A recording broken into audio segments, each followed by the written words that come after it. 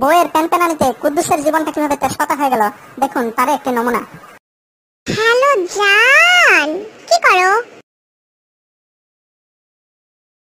অফিসের কাজে ব্যস্ত আছি, কি বলবো বলো তাড়াতাড়ি। ও, এখন তো তোমাকে পাওয়াই যায় না, ফোন দিলে শুধু ব্যস্ততা দেখাও। বিয়ের আগে জান সোনা আরো কত কি, এখন তো আমাকে আর ভালো লাগে না, তাই না? ছেলে মানুষের ভালোবাসা এমনই হয়, আগে বুঝতে পারিনি। এত যন্ত্রণা আর ভালো লাগে না সকিনা।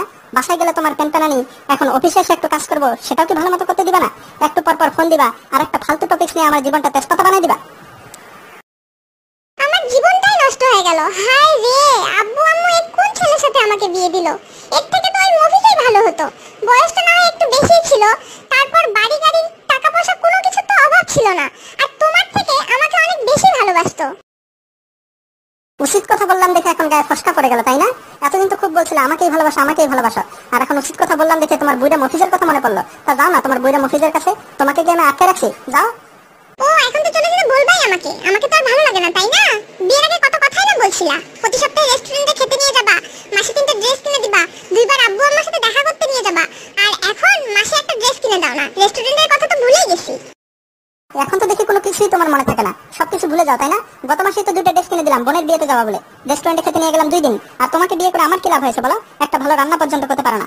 বাপের জন্মে শিখছো একদিন ভাজি আর আলু ভর্তা, আর কি খাইছো বলো? একদিন শখ করে কিছু রান্না করছো নিজে? তুমি আমার রান্না নিয়ে খোঁটা দিলা? এত কষ্ট করে তোমার জন্য রান্না করি আর তুমি আমাকে কথা শোনাচ্ছ? তোমার সাথে কোনো মানুষই থাকতে পারে না।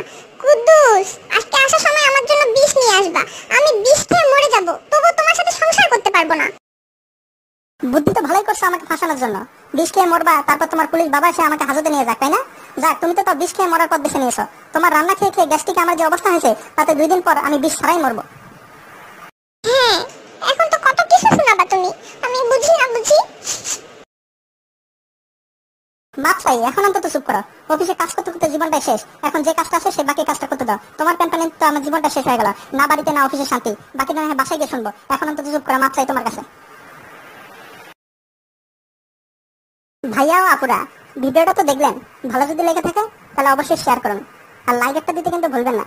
ও, আরেকটা কথা আছে, ওই যে কর্নারে দেখতেছেন একটা লাল বাটন সাবস্ক্রাইব লেখা, ওইটাতে কিন্তু অবশ্যই একটা ক্লিক মেরে যায়, নাহলে কিন্তু নেক্সট ভিডিও আর দেখতে পাবেন না।